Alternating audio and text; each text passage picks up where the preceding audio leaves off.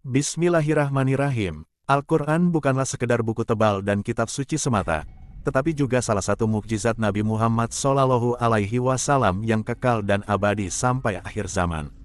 Kebenaran Al-Quran, misalnya, terangkum dalam ayat-ayat penciptaan, atau sering disebut dengan ayat kauniyah. Pada masa itu, orang-orang meragukannya karena mereka tidak dapat membuktikannya secara nyata, akan tetapi di masa selanjutnya dan masa kini, ayat itu selaras dengan temuan teknologi dan juga sains. Karena itu, tidak sedikit ilmuwan yang akhirnya memeluk Islam setelah melakukan penelitian terhadap ayat-ayat kauniyah yang ada di dalam Al-Quran. Salah satu ilmuwan yang dikabarkan memutuskan memeluk agama Islam adalah seorang pakar bedah berkebangsaan Prancis. Ia bernama Profesor Dr. Maurice Hussaini. Setelah masuk Islam, namanya tersohor sebagai seorang intelektual Muslim yang berpengaruh di dunia. Sebelum mengenal lebih jauh Maurice Hussain, mari kita dukung channel ini supaya terus berkembang. Cara melakukannya adalah dengan subscribe dan menyalakan tombol loncengnya, memberikan like, dan komentar pada video ini, lalu share dengan gratis kepada teman, keluarga, dan grup-grup medsos Anda supaya lebih banyak yang tahu soal ini. Semoga yang Anda lakukan bernilaikan pahala amal jariah.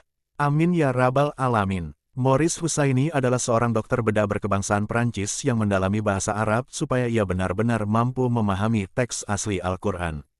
Pria kelahiran Prancis pada tanggal 19 Juli tahun 1920 ini memulai karir pada tahun 1945.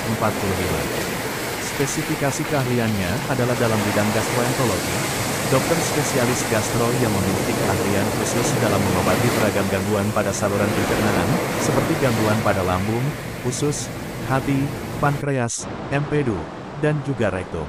Pada tahun 1973, usai mengawali karirnya sebagai dokter pribadi di keluarga Raja Faisal, yaitu Raja Arab Saudi, penelitiannya terhadap jasad Fir'aun bermula ketika pada tahun 1974 dirinya mendapatkan undangan dari Presiden Mesir kala itu, yaitu Anwar Sadat.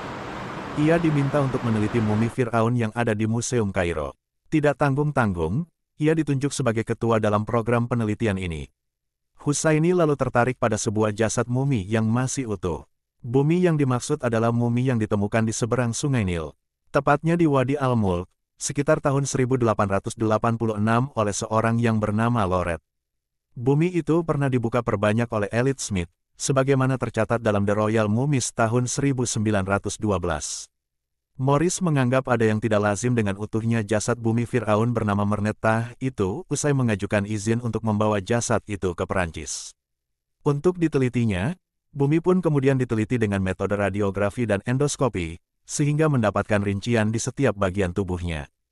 Dari hasil penelitian terhadap jasad mumi Fir'aun itu diketahui bahwa di dalam tubuh mumi yang ditengarai sebagai Fir'aun itu mengandung bekas garam yang memenuhi sekujur tubuhnya sehingga ia terawetkan lebih sempurna. Lebih baik daripada mumi-mumi yang lainnya. Artinya, mumi tersebut mati dalam keadaan tenggelam di daerah bergaram atau, dalam kata lain, tenggelam di daerah laut.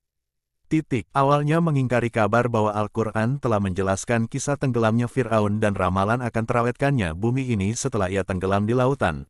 Menurutnya pengungkapan rahasia seperti itu tidak mungkin diketahui kecuali dengan perkembangan ilmu modern melalui peralatan canggih yang mutakhir, yang akan menghasilkan penelitian yang akurat. Hingga suatu ketika ada momentum ketika Maurice berkilau dengan para ilmuwan Muslim. Salah seorang ilmuwan Muslim menyampaikan sebuah ayat Al-Quran kepada Busaleh yang berisikan kronologis matinya Fir'aun dan juga janji Allah. Saya akan membuat awet jasa Fir'aun, di dalam Quran Surat Yunus ayat 90-92. Bismillahirrohmanirrohim dan kami selamatkan Bani Israel melintasi laut. Kemudian Fir'aun dan bala tentaranya mengikuti mereka untuk menzalimi dan menindas mereka. Sehingga ketika Fir'aun hampir tenggelam, dia berkata, "Aku percaya bahwa tiada Tuhan melainkan Allah yang dipercayai oleh Bani Israel dan aku termasuk orang-orang Muslim. Mengapa baru sekarang kamu beriman, padahal sesungguhnya engkau telah durhaka sejak dahulu? Dan engkau termasuk orang-orang yang berbuat kerusakan. Maka pada hari ini kami selamatkan jasadmu, agar engkau dapat menjadi pelajaran bagi orang-orang yang datang setelahmu, tetapi kebanyakan manusia tidak mengindahkan tanda-tanda kekuasaan kami." Profesor Quraish Shihab menyebutkan bahwa penyelamatan Fir'aun bertujuan menjadikannya sebagai pelajaran bagi siapa saja yang masih hidup, dan membuktikan bahwa Fir'aun yang mengaku Tuhan itu benar-benar sudah mati. Allah telah menyelamatkan jasadnya, tetapi dirinya sejak kematian itu hingga kini telah tersiksa, dan pada hari kebangkitan nanti dia akan mendapatkan siksa yang lebih keras lagi. Ayat ini sangat menyentuh hati Ibu Saleh, dan ia menyatakan bahwa contoh-contoh yang diberikan oleh ayat-ayat Quran begitu agung tentang tubuh Fir'aun. Penyelidikan dan penemuan-penemuan modern telah menunjukkan kebenaran Al-Quran itu. Peristiwa itu kemudian menjadikan pelajaran bagi generasi sesudahnya supaya mereka beriman kepada Allah setelah mereka membuktikan kebenaran janjinya. Kebenaran Al-Quran juga diberikan oleh Jacques Costa. Beliau adalah seorang oceanografer atau ahli kelautan dan ahli selam terkemuka dari Perancis. Ketika sedang melakukan penggalian bawah laut, tiba-tiba ia menemukan kumpulan sumber air tawar yang segar dan sangat enak rasanya. Sebab tidak bercampur dengan air laut yang rasanya asin dan pahit. Di sekelilingnya seakan-akan ada dinding yang membatasi antara air laut dan air tawar. Fenomena ganjil tersebut membuat Osteo berpikir keras. Ia terdorong menelusuri lebih jauh penyebab terpisahnya air tawar dan air asin di tengah-tengah lautan. Sampai suatu saat ia bertemu dengan seorang profesor Muslim. Lalu, ia menceritakan pengalamannya tentang fenomena ganjil tersebut. Profesor itu menyampaikan sebuah ayat Al-Quran, yakni Quran Surat Ar-Rahman ayat 19 dan 20 yang artinya, dia membiarkan dua laut mengalir, yang kemudian keduanya bertemu. Di antara keduanya ada batas yang tidak dilampaui oleh masing-masing dua laut. Yang dimaksud pada ayat di atas, Ibnu Abbas menyatakan bahwa itu adalah lautan langit dan lautan bumi, sedangkan Ibnu Juraij mengatakan laut asin dan sungai tawar.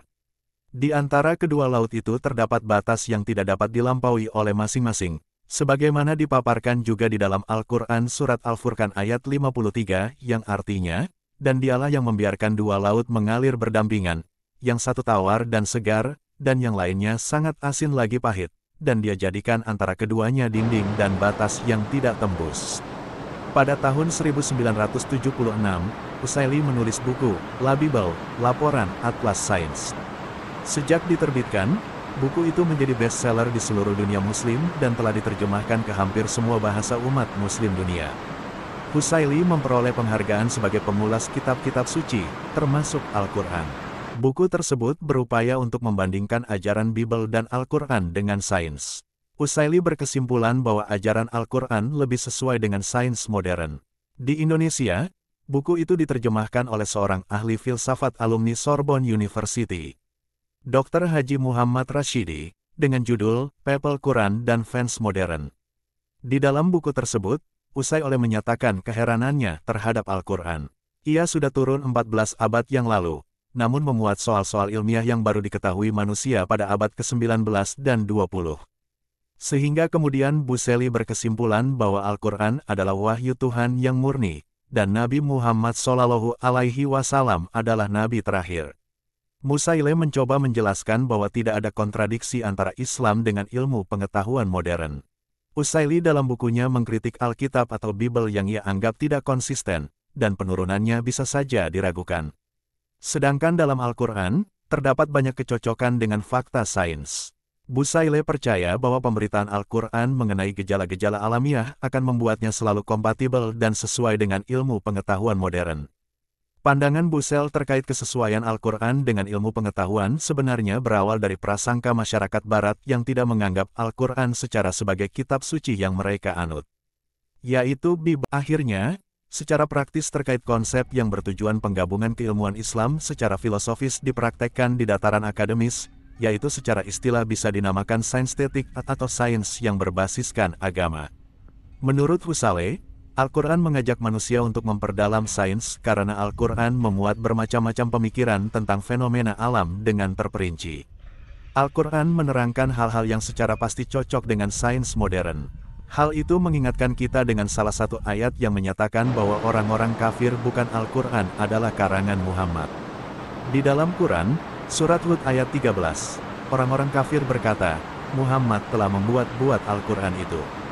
Kemudian dijawab, kalau demikian, maka datangkanlah 10 surat yang dibuat-buat yang menyamainya, dan panggillah orang-orang yang kamu anggap sanggup untuk membuatnya selain Allah, jika kamu memang orang-orang yang benar.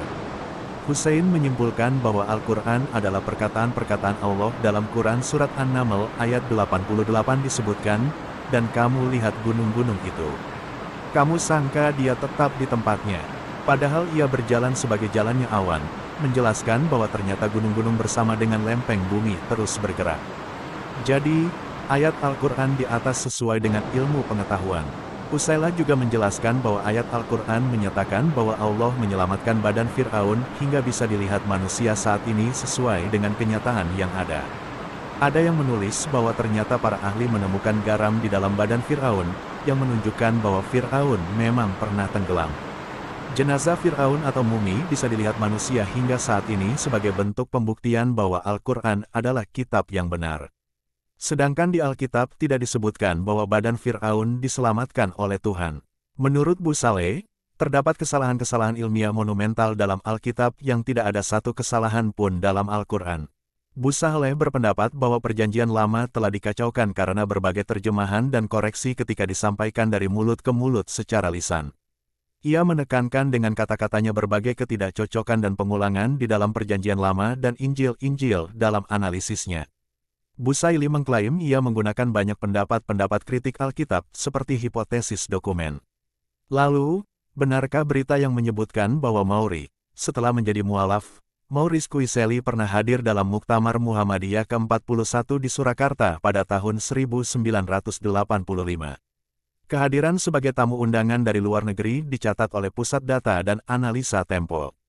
Dalam seri 1 Muhammadiyah dan Perjalanan Bangsa tahun 2019, terkait dugaan banyak pihak, Abu Saleh telah menjadi mualaf dan masuk Islam tidak bisa dipastikan secara mutlak kebenarannya karena Busana sendiri tidak pernah menyatakan secara eksplisit telah memeluk Islam ataukah tetap menjadi Katolik. Kejati dirinya menulis buku, La Bible Le Quran Atlas Science, yang mengindikasikan bahwa ia mempercayai keimanan orang-orang Islam. Penulis buku, Quran and the Bible in the Light of History, in Science Dr. William F.